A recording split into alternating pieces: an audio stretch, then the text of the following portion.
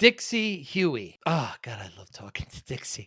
What a great conversation. She wrote The Nourishment Mindset. So she's an author. Interesting, fascinating background. She was a ballerina and she became bulimic. And if I told you the number of laxatives she took in a day and a year, would that surprise you? If it was four figures, would that surprise you? Great energy in Dixie. She spent a lot of time in France. We talk about how nutrition is dealt in Europe versus here. The laws there are a lot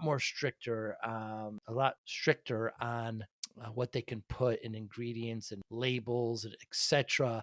But it's a great conversation. Do you like the word snack? I can tell you one thing: Dixie does not. I think I opened with that, if I'm not mistaken. We don't lose weight to get healthy. We get healthy and then we lose weight. Just changing the mindset of getting health. Why would one pee on their food? By the way, they don't want to eat. I asked Dixie that as well. It's in her book, but it's a great conversation with Dixie, full of energy. Love her energy. She's got great emotion, great impact, so honest, so compelling. Contagious, her innocence. Thanks for listening. Hi, I'm Joey Pins. People ask me, how did I lose 130 pounds? The quick answer is always discipline. I started my business, wasn't paying attention to my health, was eating too much, drinking too much sweets. My daughter was born. Next thing I know, I'm pre-diabetic, I have hypertension. I knew something had to change. Discipline. I, like many of you, have faced many challenges in your career, in your family, in your life, in your faith. How did you attack them? How did you approach them? How did you solve them, hopefully? It all had to have some degree of discipline. I'm also asked, how did you found and start a tech business? And it lasted over 25 years. Discipline. I was committed to it, enjoyed technology, didn't enjoy some aspects of it, but knew it was necessary. Discipline. Our podcast mission: how do we use discipline to better ourselves and society? Join me, please, as I talk to interesting people and discuss how they use discipline in their family and their passion and their careers and how it helped them. Our podcast vision: growth through learning from others. Joey Pins Discipline Conversations. It'll be light and serious. Join us, please. Thank you for consideration. For a while, Dixie Huey, thank you so much for your time this morning. I'm very, very excited to talk to you. What's wrong with the word snack? Dare I say everything? Go on. Snack. Oh boy, this might turn into a soapbox. Good. Snack is, I believe, made up by food marketers. I mean, where in Mm. evolution does one along the way stop to have a nibble en route Mm. to XYZ? It is purely food marketing BS. Old school, 3 meals a day or not. Do we even need 3 meals a day? It depends. But this idea of snacking and constant fueling, all this does is keep, we all like to talk about our blood sugar. All it does is keep blood sugar elevated. But more important than that, this is chronic insulin elevation. And this is what creates metabolic disease. So snacking is no bueno. And I see like packages with, snack size and yeah, it's the system is just geared to. Oh, and then you look at the ingredients of some of these, Dixie. It's absolutely incredible. Now, why should we, if we get some of these snacks and they shouldn't be in the house, why should we pee on them?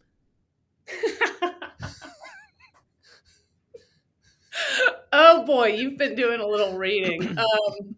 So that is, to just get right into it, that's like an eating disorder chick thing, right? Because people with eating disorders do strange things like eat out of the trash can of food that they've thrown away.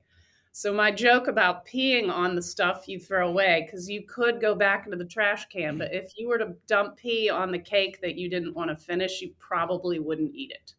So it's kind of a know thyself. Hmm. Yeah, urination is that the limiting, it's going to really make a big difference there. I could see that. Right. It's Yeah. not so good for the palate. Mm-mm, mm-mm. So, I mean, I want to talk about, your great book, of course, and your journey, but I think for context, I mean, you were a ballerina, and I mean, I don't want to take too much away from this, but 96 laxatives a day, Dixie? I know, isn't that incredible? It really speaks to nature and the human body's design to persevere. Mm, You can really, I mean, you can only imagine. And that just wasn't one dalliance with 96 laxatives one time. That was over a long period of time. right. So pretty crazy. Butt bulimia, I think you Yeah, called it. that's what I call it. I kind of like to tell it like it is, an attempt to be funny. I mean, there's really nothing funny about eating disorders, but I could not pull the vomit trigger. Couldn't do it. So Mm, I had to get creative, and swallow a bunch of laxatives. If I had only known that that only sort of expels about 15-20% of calories, I would have maybe not wasted my time mm. or been a thief stealing them, because it gets kind of expensive when you're 15 and don't have a job. To your parents are going to notice the money missing. Mm. So I had to turn to being a thief. Oh my goodness. Like any addict. Yes, precisely.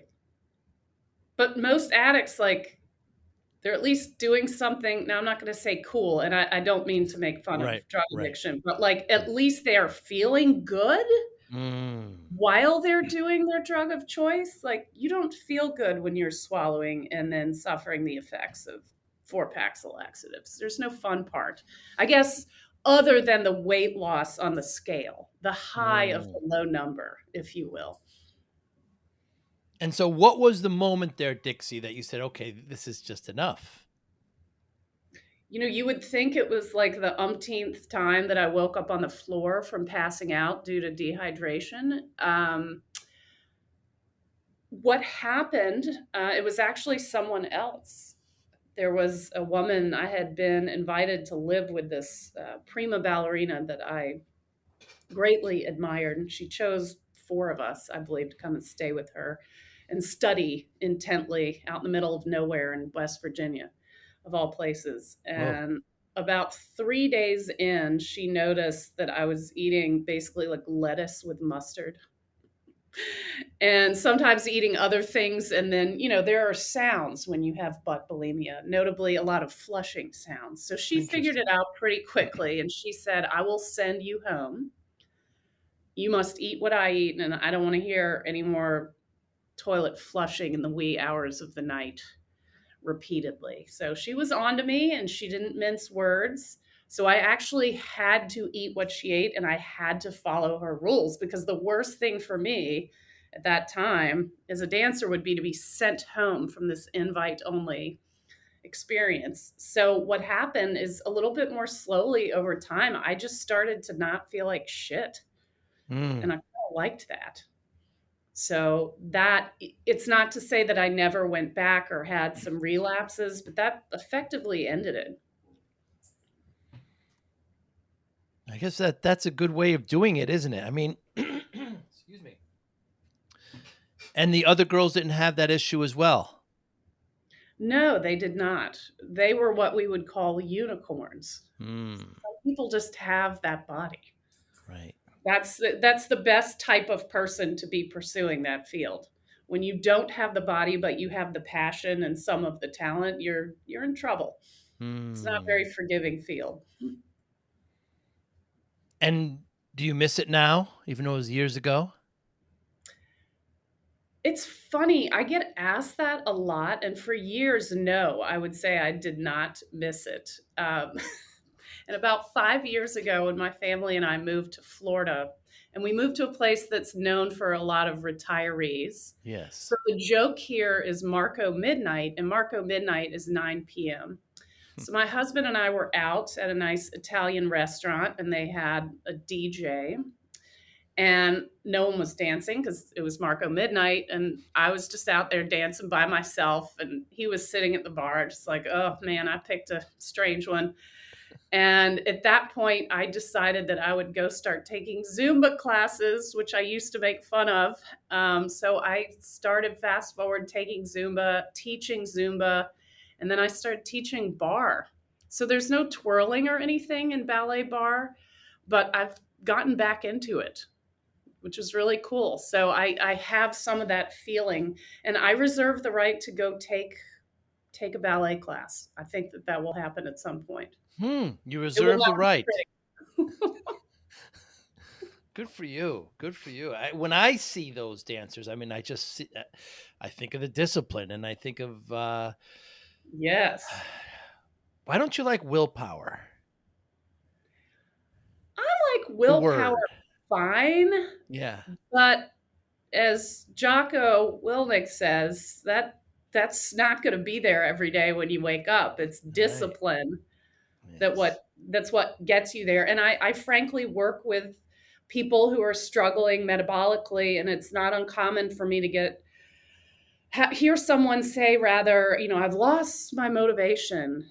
And I am much more empathetic professionally than I am personally, because what I really Mm, want to say is F your motivation. Let's bring in some discipline. Because frankly, I'm not always motivated either. right.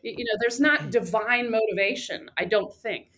I don't know. I've never felt it, but I Nor have have felt I. divine discipline. You know, we don't lose weight to get healthy. We get healthy and lose weight. I love that one. That is not my quote. I know. That was a I know. professor in the program that I did, the Nutrition Network Advisor program out of South Africa. And one of our professors said that, and it just stopped me in my tracks because I Right. thought, what? All right, this guy is good. This makes a lot of sense, but I really had to sit with it. And if you look at what's happening physiologically, we think, oh, okay, I'll lose weight and then I'll be healthy or healthier because I'll be X amount of pounds lighter. But what's going on under the hood? We don't know. There's a term called TOFI, thin on the outside, fat on the inside. You can be Mm, super thin and terribly metabolically sick. And so what happens to a lot of people who have excess, and I try to be kind and call it excess energy. And at times, mm, hey, I have a little excess energy. Um, to, that is stored energy, but basically it's locked up, right? Because what's happening anytime we have all this excess stored energy, we have really high insulin levels throughout the body. And when you have high insulin levels, it's damn near impossible to lose weight. So mm. that's what I love about the low carb lifestyle, is that this gets to the root cause, which is really high insulin levels. And so if we can bring our insulin levels down and quote get healthy, then we will lose the weight. It's Mhm. sort of unlocking the door to that excess stored energy, aka poundage.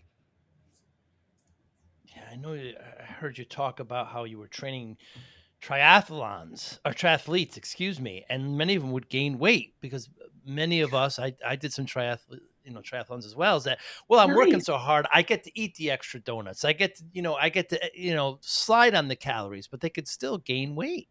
Oh, I saw it all the time as a triathlon coach. Marathon. I mean, think about it. Go watch a marathon. I mean, how boring. Yeah. What? Show up for the finish line with a mimosa or something. There's a lot of very heavy people crossing that finish line, and God love them. I mean, that's incredible. But I just think of joints and so yes, exercise can be a trap, and I love exercise, but exercise is frankly a poor way to lose weight. Right. And the thing with the triathlon, I don't often say this. I would love to go back in time, because what did I do as a triathlete? I pounded Gatorade, Yeah. goo, Mm. energy drinks. I Me mean, just too. the sugar, more sugar in a Yeah. race than I would have in a month now. Sad. Ridiculous. Yeah. Yeah. Yeah. You and I share also too. You're a big advocate on eggs. Oh, yes. I mean, we were taught eggs, cholesterol, terrible, but I mean, I have eggs almost every day. Yeah, you do. And look how vital you are. You don't Oh look my like goodness. you're about to drop dead. They're going to clog your arteries, all that cholesterol in those I eggs. know. This is so ridiculous. We are all born from an egg, by the way. Ah. Touche. Yes. Also, eggs, I mean, look at the nutrient profile. Like, what in there would I not want? And what is Right. this crap about throwing out the yolk? Yeah, the white has the protein, the yolk has all the rest of the nutrients. It's incredible. It's the most cost effective source of nutrients there is. Toss out the synthetic vitamins with all the fillers and stuff that you find in paint, and eat eggs. They're magical. And here's the other funny part. Dietary cholesterol and blood serum cholesterol are not the same thing. So the whole Mm. premise is ridiculous. And I won't go too far on my cholesterol thing because the train may never come back to the station. But I will say that there is an inverse relationship between all-cause mortality and cholesterol. Mm.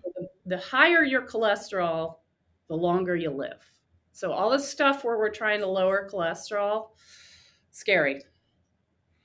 You talk a lot about being in France and how the lifestyle is so different. I spent a decent amount of time in Italy, and I remember I brought my friends there. This is I don't know, 20 years ago, and I'm at my uncle's place, and he takes the eggs out of the cupboard to make some eggs for us. And my friends are like, there's gonna be beaks in there. I can't. I said these eggs just came from the farm. They weren't shipped in houses and refrigerated. We don't. This is farm to fresh. It's just a very different experience, Yeah, totally grody, right? Those right? eggs, those unrefrigerated eggs. Eggs, yes. What's really cool about basically anywhere in Europe, even if you go into like a big old box store, which I don't necessarily advocate, but sometimes when I'm in France, I need things like a, a, a vacuum cleaner or something, so you go into the Carrefour. But the reason that the eggs are just fine, and by the way, healthier, is a very simple thing. And they're not washed. Shockingly, nature has it all figured out. There's a protective coating on Yeah. unwashed eggs. They're fine. So when I buy farm fresh eggs from a farm here in Florida, they're not washed either, and they can sit on my counter. They do advocate washing them before you want to refrigerate them because I buy in a huge bulk. But nature has this figured out. It's we humans who screw it up always. We certainly do. I'm in Florida as well. I'm on the West Coast, and I there's a couple farms here, and I get the eggs. That's the honest, right, where you just kind of put the money in the slot, and the eggs are in the bin, and I bring them back, and there's like feathers still on some of the eggs. And I like to cook, and I said, what's wrong with those eggs, Joe? I said, well, don't worry about it, man. They're fresh. This is what they're supposed to look like. And Yeah, you're not eating the feather. That's on that's the right. shell. If it's inside the egg, we may have a We'll have a problem. different conversation. Yeah. And just again, if we go back to Europe, I have a lot of experience in Italy, how, you know, American, especially Italian Americans, think that, it's this huge pasta. I mean, Italians eat about this much handful of pasta Tiny. on Sunday.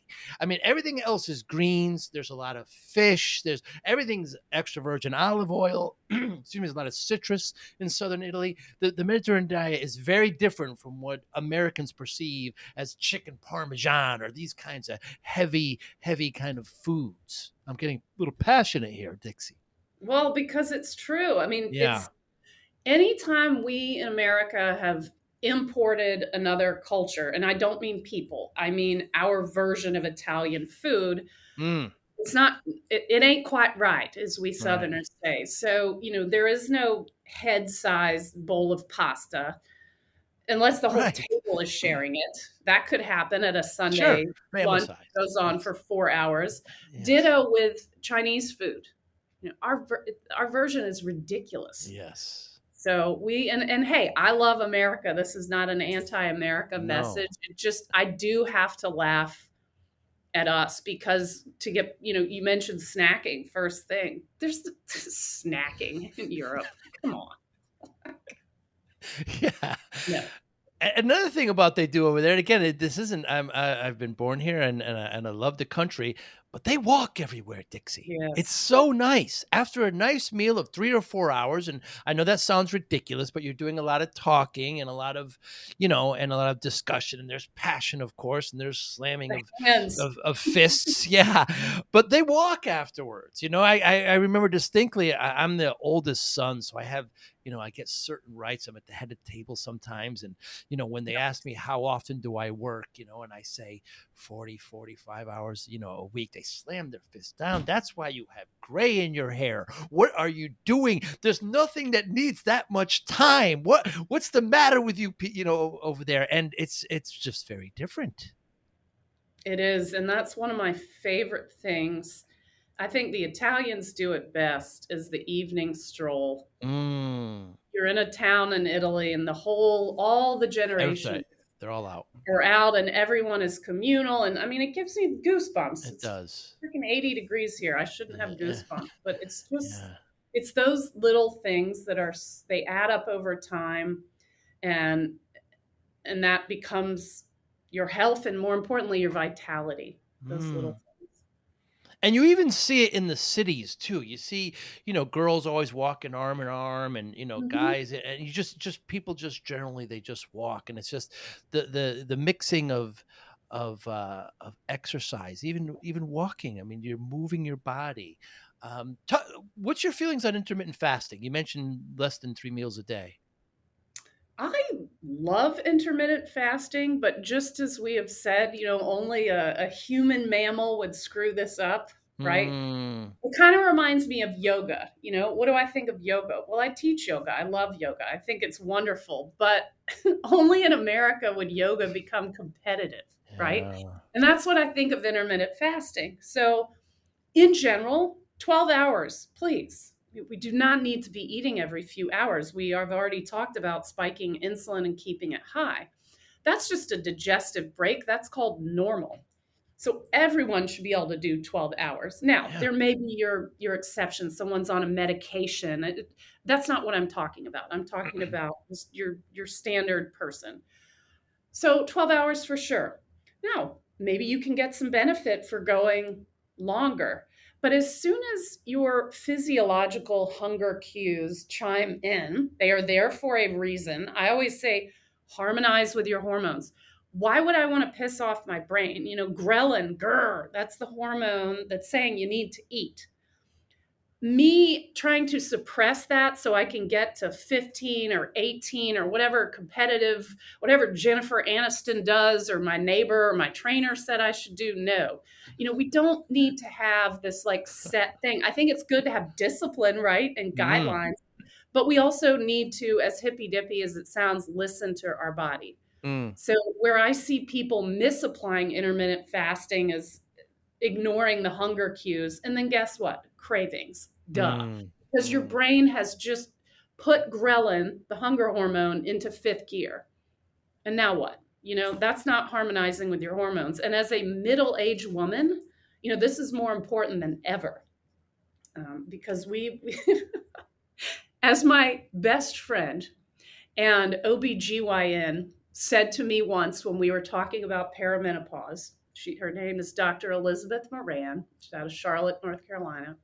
She said, "Do you want to know something fun, dear?" I said, "What's that?" She said, "Well, most mammals, once they're done with menstruation and the ability to bear children, they die. We're mm. one of the only ones that doesn't just curl up and die." Ah, I was like, huh. "Oh, that is so uplifting. Thank you." That's what separates us. Good to know. Yeah, I mean, there's no, as she said, there's no biological need for us. Right. Men can continue on. We Interesting. women. So, hence, it's not to be a downer. We must really harmonize rather with our hormones. And Mm, so, if you take the intermittent fasting too far, you might just be creating a hot mess. mm. Yeah, I've been doing it for years, and just Awesome. just don't need to eat that much. I mean, the term breakfast is breaking the fast, right? You sleeping, you don't need to eat. And, 2 meals a day is just fine. Sure, on the weekends, might have a little bit more. I like what you say about, instead of having, that granola bar or something, indulge with a glass of wine or something. I mean, is it really worth that, that kind of what you call drive-by eating, right? Those kind of snacks, another term that you love. Is it really worth it? They put sugar in ketchup. Ketchup's got 70%. I like my sugar with my sugar. You know what I Right. mean? I'm going to have a nice croissant or I don't know, something that's going to be a cannoli or something that's going to be worth it. If I'm going to use all these calories, let's make it worth it and slow down and eat it a bit. I don't really have a question formatted there, but what's your, what's I your, I am all about what I call mindful indulgence. I don't even mm, know if I coined that term for myself or maybe I stole it from someone, I don't know, honestly, but I'm who not sure that cares? that's even in my book, but mindful indulgence, we are here to enjoy, and yes, discipline most of the time, but sometimes it's your anniversary, it's your kid's birthday. I mean, we can't come up with the mindful indulgence every day, mind you, Mm, but there are times when we should just enjoy. yeah. But it's all in the head, right? Well, I was good all week, so I'm going to take down this piece of cake the size of my book. No, have a few bites, enjoy, talk, connect with humanity. The size desserts that we serve, Mm, again, that's ridiculous. No one needs that, and it makes you and keeps you sick. it does. So it's just, if we all just sort of settle down, simmer down, study the Europeans, there's no French paradox. That's ridiculous. Interesting. It's not a paradox, it's a lifestyle, Yeah. right? Ditto Italy, ditto many places in Europe. Now, as soon as they import our ways and our Ugh. behavior, yes, they have our metabolic disease. It's the same thing you see with immigrants into our country. Usually the first generation is fine. I have a North African client gentleman that I work with. He says, I don't get it. My mother lives with me. We eat the same. Why is she fine? Why am I sick? I'm thinking, well, you're second generation immigrant. Mm. That's the deal. She's maintained more of her traditional ways. You became more Americanized. I mean, just unhealthy food is so inexpensive and so readily available. I mean, Ubiquitous, wherever you yes. go, it's everywhere. And so your book, The Nourishment Mindset, you mentioned doing a pantry sweep. I love doing those with clients. It's just, you got to make it fun, right? I Yeah, think health coaches are about as fun as dentists in general. And I can make fun of dentists because I have a brother sure. who's a dentist. I see. But the pantry sweep is great. You get like a big old garbage bag and you just Yeah. take everything that has a bunch of ingredients and say au revoir. And this is the first step to improved health because if we've all been taught to look at the macros. How many grams of fat, evil fat? Mm. How Mm. much cholesterol? How many calories? Oh, the calories. We're looking at the wrong thing. And if you look at a label from the 80s and you look at a label today, it's magnifying glass size to show us the calories, fat grams, all this BS, frankly. Look at the ingredients. They're really small now Yeah. because who making this stuff wants you to actually look at that label and then go, what is monosodium glutamate? Well, we're just not going to call it that. We've got like 83 names for that. We'll make it sound something. Well, yeah, let's put the word soy in there. Soy's good, Oh, right? so yeah. So anything with all of these unpronounceable, unrecognizable ingredients, it's got to go. It ain't food. It's poison.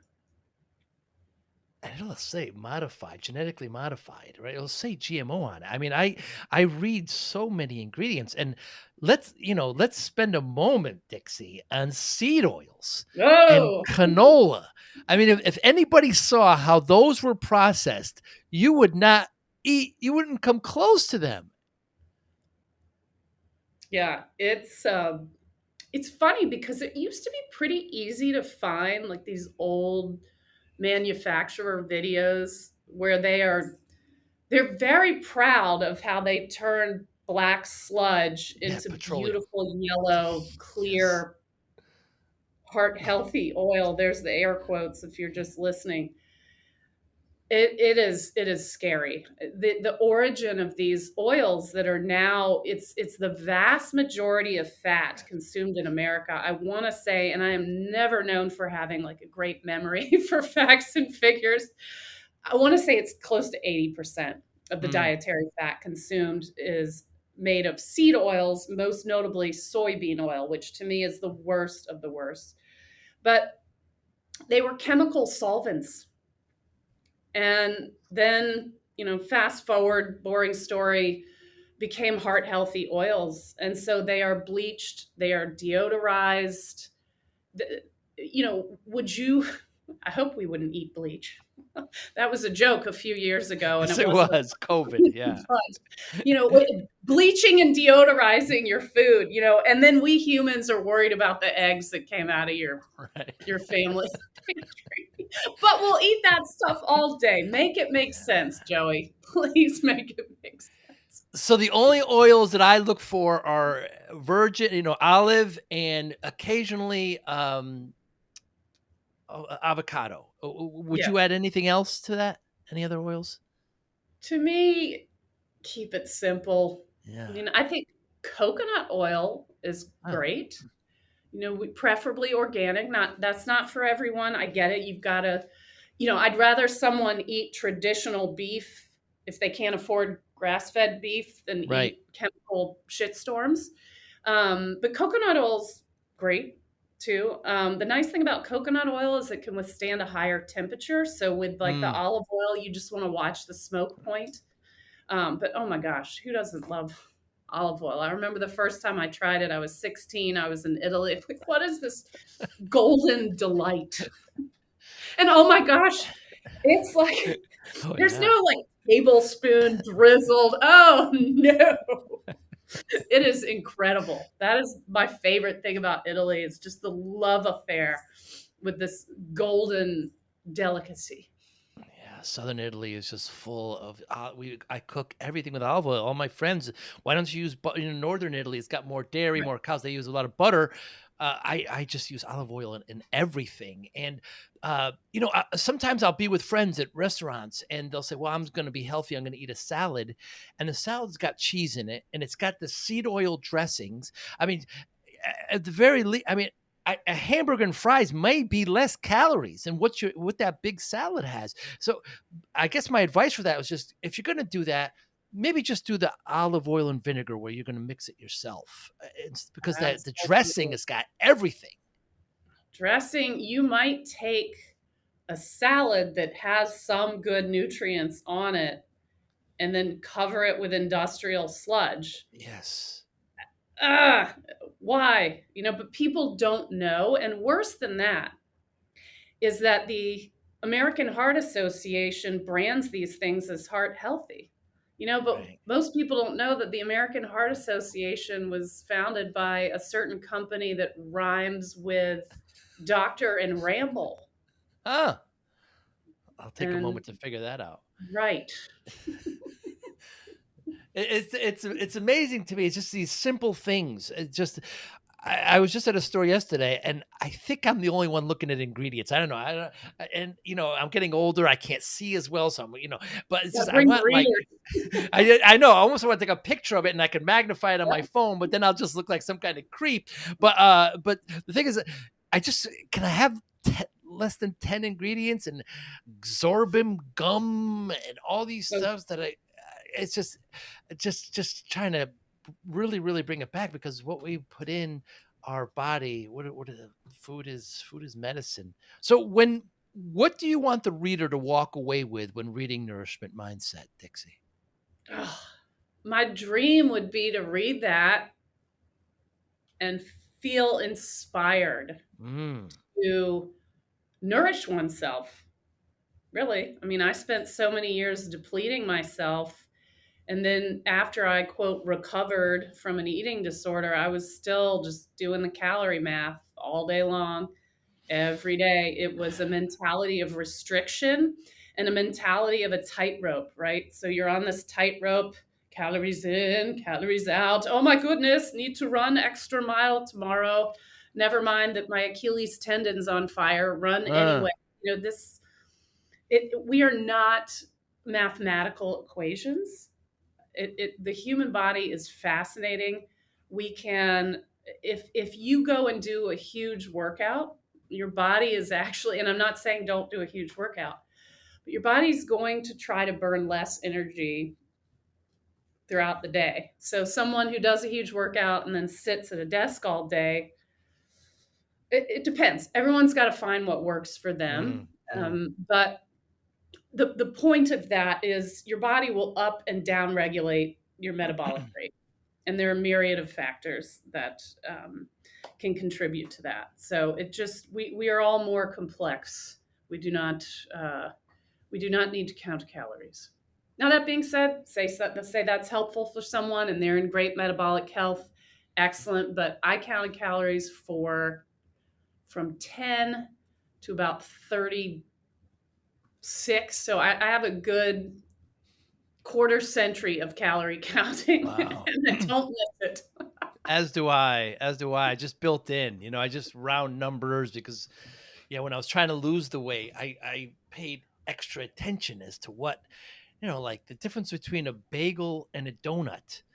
The donut has a lot less calories, right? And No, the those bagel, bagels are massive. yeah, it's so dense. Yeah, it's like 300. Forget about if you're putting cream cheese on that, and it's just there's just some things that are just a lot of calories. But I just try to round figure and so the three pillars that I nutrition, right? Of course, exercise, and then sleep. You're a big Oh, advocate. yes. People underestimate sleep. Sleep is so boring. I joke around with people all the time. They want to know, what can I do to get the scale moving again? And I'm like, well, let's talk about sleep. Oh, I Mm. don't, no one wants to talk about it, right? I'd say number one priority for metabolic healing should be sleep. We're conditioned to go to the gym and, quote, burn calories or run off calories. That's great for you, but you're actually breaking your body down when you're doing that. And then you're strengthening as you repair. And when do we repair? Boring sleep. Sleep is critical. And when we're not sleeping well, this raises cortisol, which raises blood sugar, which raises insulin. Bah, bah, bah, bah. Show me someone with a ton of weight to lose who's metabolically unhealthy or even a moderate amount of weight. And I'm not usually a betting lady, but I'm going to bet the farm that their sleep sucks. Mm. Yeah, because when we're sleeping, our body's recovering, it's healing. We're not adding calories. I mean, our mind is resetting. It's one of the easiest and inexpensive things to do. Yeah, I think it's free. I mean, you got to Yeah, I'm pretty invest sure. in the sleeping vessel. Same thing with breathing. You're into yoga and just breathing correctly. Is this the meditation? Do you meditate and journal?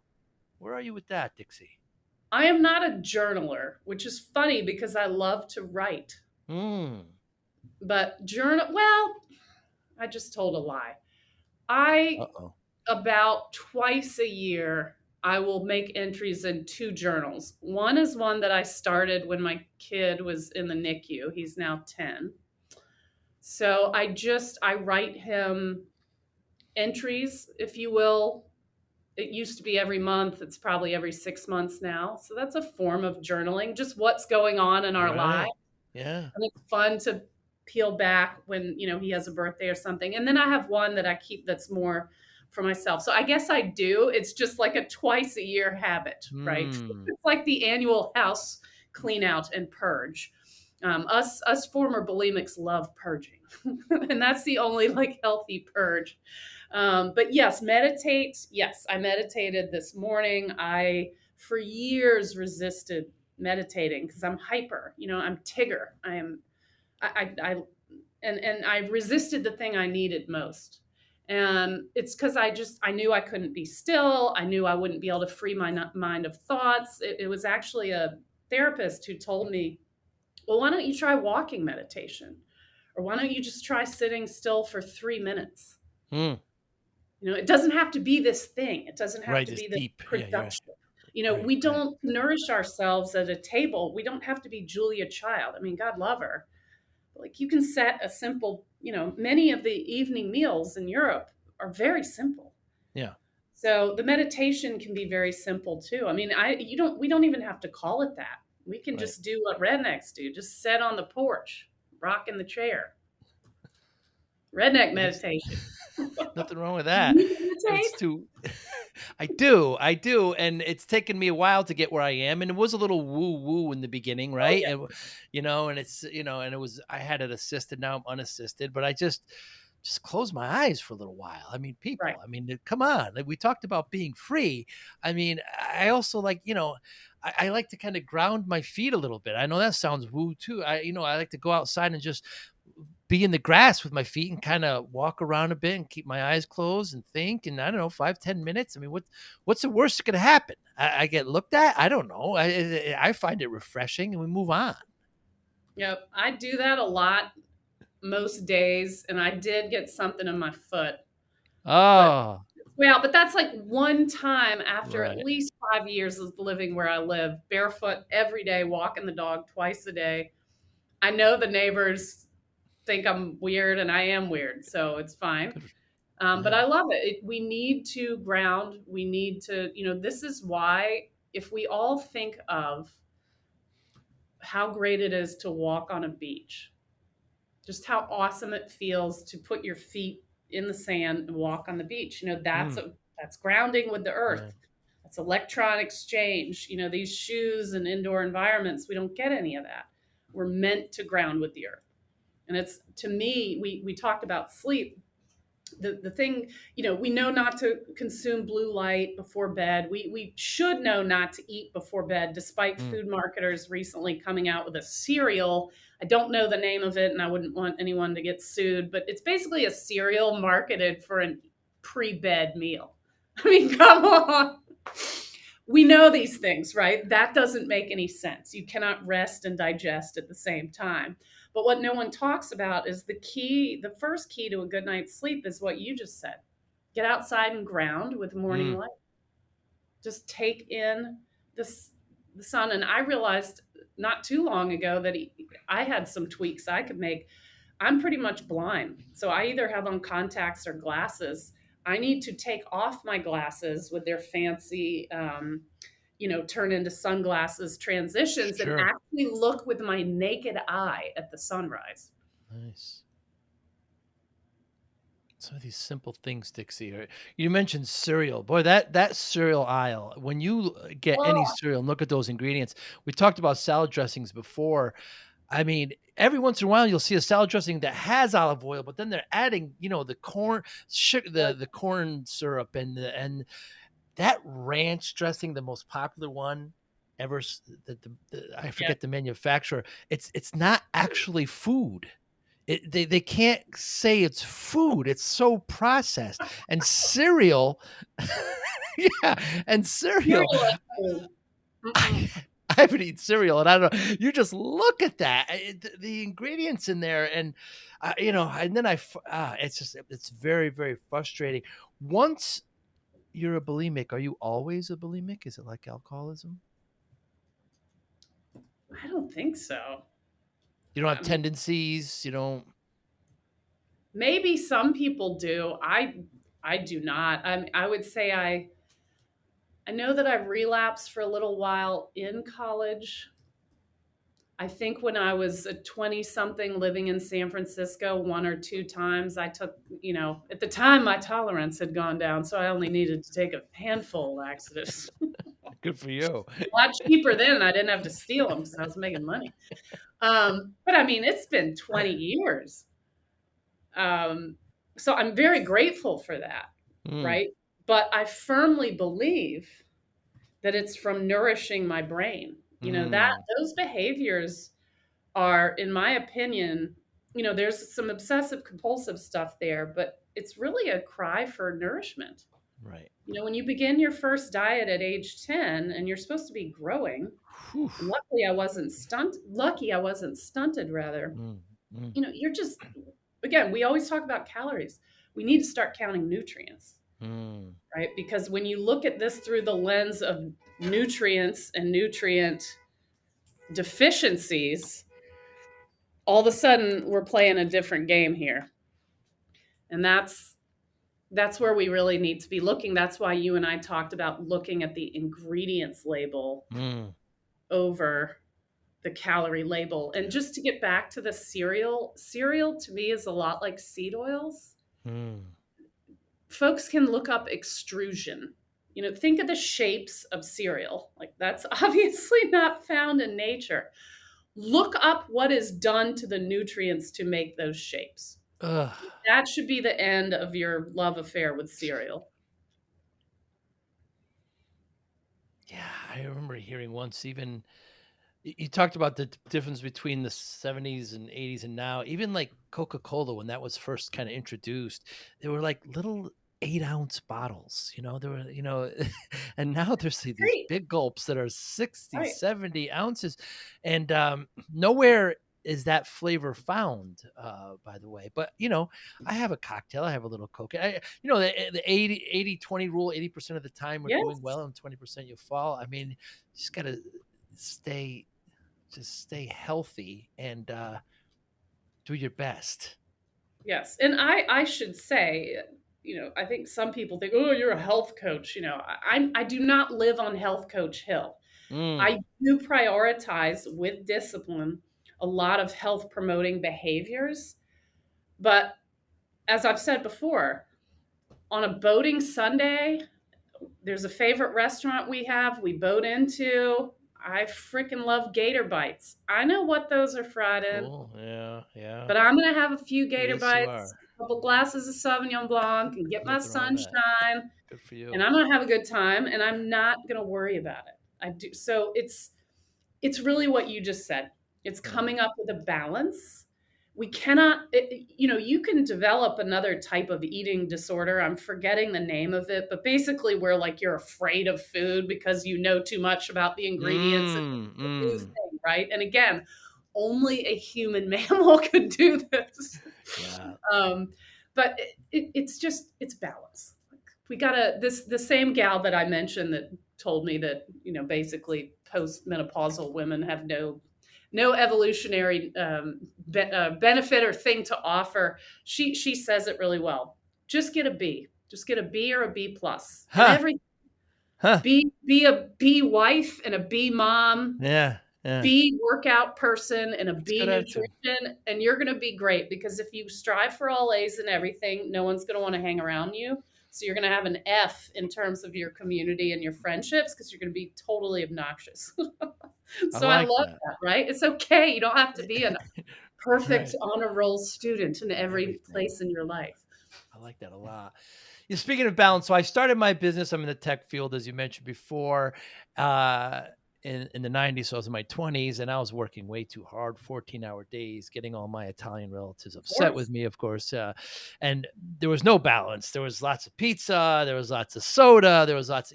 Before I know it, I'm up to 340 pounds, and your body does such a good job at just adapting. And to this day, I see pictures of myself and I'll see my buddies and slap them in the shoulder and say, why didn't you tell me I was fat? Like kind of pushing it off. And so the doctor said to me, if I don't lose the weight, I'm not going to see my daughter graduate. My oldest was just born. So, I'm punching the steering wheel on the Mhm. way home. And, I got myself here. It's not about me anymore. I have this family. So I spent the next 6, 7 months, dropped, a lot of weight and kept it off. There's another problem with the American diet is that losing the weight is like a finish line. We see like the percentages of 90% that people just gain the weight back, but you can't look at it as a finishing line. You got to change the way you do everything. And people ask me how, Dixie, like there's some quick answer. Everybody wants these quick answers. When you tell them things like sleep and you tell them these kinds of things, they want, you know, quick things that they could do. But my answer, of course, was discipline, and we've alluded it alluded talking about it through the whole conversation. I wonder how discipline plays a role in your life, Dixie Huey. I love the word. I was raised by a mom that's basically her middle name. Really? So whether I wanted to be disciplined or not, it was required, and I'm thankful for that. You know, to dance and to get on your toes and hop around on one foot. You know, that's Mm. all discipline. To study and do well in school and obtain degrees. That's all boils down to discipline. You know, we all have some talents and some weaknesses, but discipline can be the difference between achieving your dreams and not. And so again, it's what you mentioned, you know, the 80-20 thing, whatever it is, have figure out a framework. The French call it a cadre. So they have a Huh. cadre for child rearing. The kid has a lot of autonomy within the framework, but you do not go outside of the framework. Hmm. French kids are very well behaved. They are not crazy and they are not drugged with all the food that we, you know, do to our kids unknowingly, usually. So for me, what that boils down to is what is my framework? You know, my framework most days 80 to 90% of the days, let's call it 6 out of 7 days, I need to go to bed. I need to be in the bed by 10 o'clock. Hmm. I want to be up with the sunrise. I want to do that grounding. I want to do some breath work, some yoga. I want to cuddle with my giant dog. No. He's a major part of my vitality. I love my Newfoundland. And start the day mindfully, right? And so throughout the day, I won't bore people with the details, but there's going to be movement, you know, whether that's a walk, teaching a fitness class, or even doing what I did yesterday, a really ass kicking workout. I don't do that every day. But some days of the week need to be really uncomfortable. You know, holding a plank, for example, till, you know, to failure, which, you know, Hmm. your muscles get jiggly and then you fall on the mat. That's good for us. Then we build back up. And of course, prioritizing nourishing foods. That to me, that's every day. I don't take a break from that. That doesn't mean, you know, I love to cook risotto on certain Sundays. It's just kind of a habit I've gotten into. Ah, evil carbohydrates. You know, I've got homemade bone broth in there. We just Nice. freaking love it. It's delicious. Yeah. So again, it's not on this tightrope, but it's a framework. So there will be light, there will be movement. I prefer to work outside, so I'm really into fresh air. Hmm. Um, Most importantly, like spending time with my family, sitting down at the dinner table, like that is a cherished thing for me. Just sitting at the table. And that's how I like to end every day. So it's I guess it's boring, but that's what I want my day to look like. And notably, you know, I'm the least informed about cool, you know, apparently Taylor Swift's album came out and all my colleagues were talking about it. Like, I don't know Yeah. one of her songs. I know she's amazing. Like, Sure. point is, I don't consume television. I Hmm. might watch a series or something, but like, people tell me they don't have time to do X or Y. And I always say, well, how much TV are you consuming? Mm, that's just not, that's not part of my thing. So and we have to be careful with TV too, because a lot of what's on there, whatever you put in your mind, is also part of vitality, right? So I Hmm. mean, if we turn on the news or read the news, it is just a blast of negativity all day long. It's designed that way. I worked in PR for 20 years. Like, we want eyeballs, we want earballs. we That's how you keep attention, is fear and destruction, and it's toxic. So we have to think about what we feed our brains too. I find that many, especially Americans, get stuck on focusing on things they can't control. So yeah, like watching the news and things like this. it can get frustrating. I also like what you said about being uncomfortable. Sometimes I think people have this idea that everything they put in their mouth has to be a party. Oh, Everything's Lord. got to be, you know what I mean? You can have spinach, you can have, stuff that's not sweet and not, that's healthy. It still tastes really good if you ask me, but I don't know, just the mentality needs to shift a little bit. And I have this ongoing thesis, Dixie, that discipline is a spectrum of about 10 elements, and one of those elements is willpower. And it's interesting how, you talk about how, it's tough to derive that, and it's not always there. You'd rather have discipline, but I just want to mention that when you mentioned that before, I have this ongoing theory about that, and I'll be happy to share about more of that with you later if you'd like, Good. offline. I was gonna say, please teach me. This sounds Yeah. great. I Yeah. believe so much in spectrums. Mm. It's usually not black or white. It's usually some part of the spectrum of gray.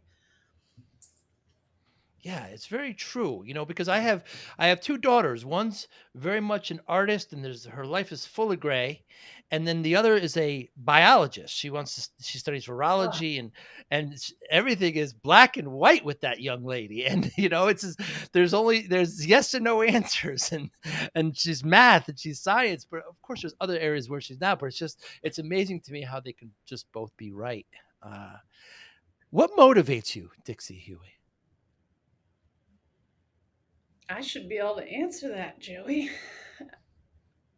Only you can. I mean, I can look back in my life and say that, I was very motivated as a child to be a professional dancer. I was motivated as a young person to achieve. I think that's that Protestant work ethic and get degrees and climb corporate ladders and all that stuff. But now it's a lot more woo woo, as you would say, I think.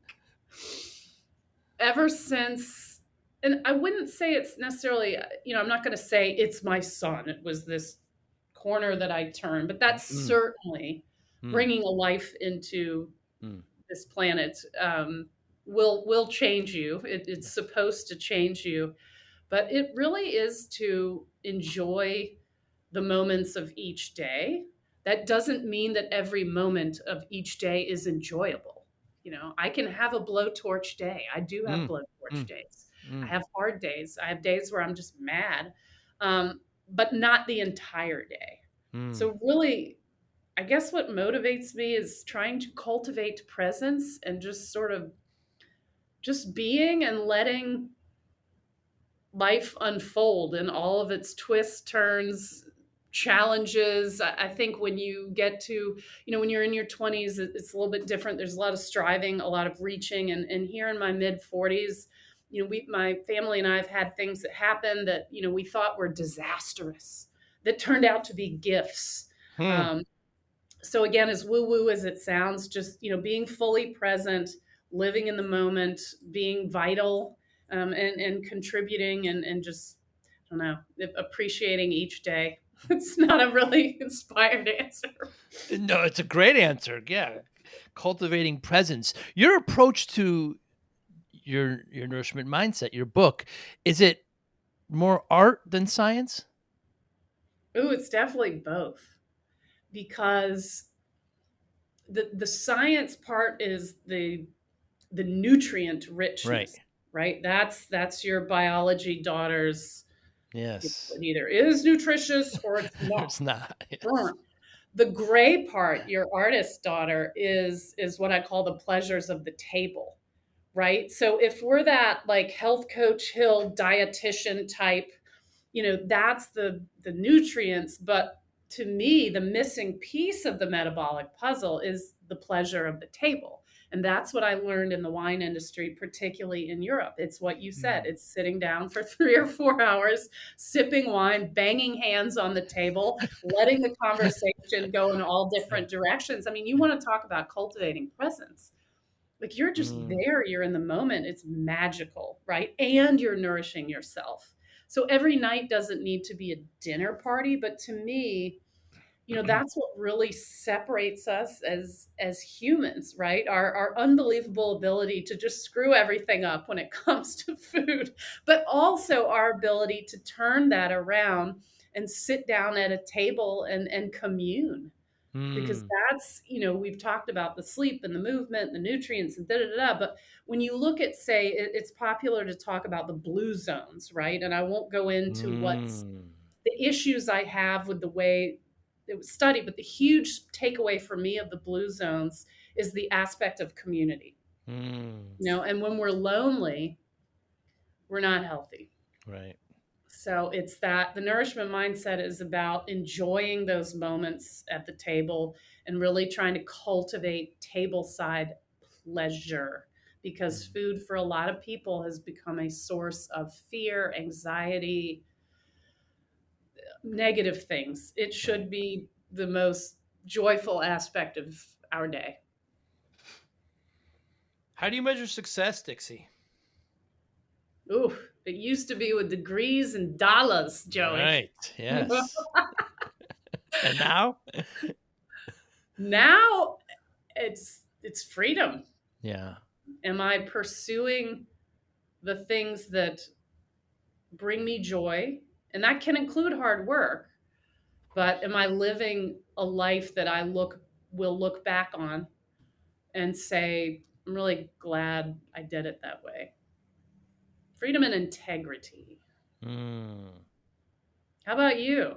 And perhaps impact for you. Huh. Yeah, why not? Because with the book and what you want people to come away with it, if I may be so bold as to Oh, suggest I that. would love to, that's the thing when you ask, and thank you again for, what do I want people to walk away? I want them to feel happy about the Yeah. future and to know that if food can be a source and should be a source of pleasure, and that you can feel better. I mean, that's the beauty of this whole thing, eating. So there will always be, as long as we're living, another meal. So even if this meal was not maybe one that you're that happy about, there's another one that you can be. So you can always Mm. take a step forward on your health path. And to me, that's great. It's not a binary thing. We can always be walking towards better health. Well, Dixie, you've impacted me, that's for sure. And I know that we've gone back and forth scheduling this. I'm so glad we talked. Anybody listening, how can they get in touch with you? Thank you for asking. Well, I think the best place to go is, excuse me, Favor Fat, FAVOR, FAT. And yes, that's the name of my company. I like to rebel, and Hmm. we were all told to avoid fat. So favor fat.substack.com. So that is where one, if they're interested, can sample my podcast, The Nourishment Mindset. There are links to all the social and all the things. There's even a link to my book, which can be purchased on Amazon or on my website, favorfat.com. That's for those who might like a signed copy. I've had Nice. an interesting amount, a surprising amount of people that have sent my book to a friend or loved one and had me inscribe a Ah.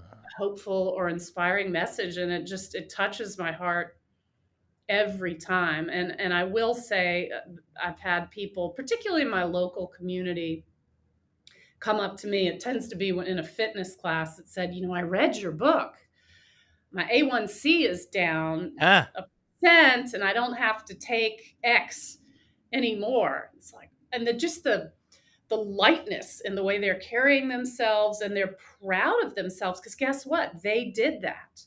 They took the information, they made the changes, and now they're feeling better. And that's kind of that message of, I guess, hope and inspiration. So that's uh, that's why I wrote the book. Certainly not for dollars. No.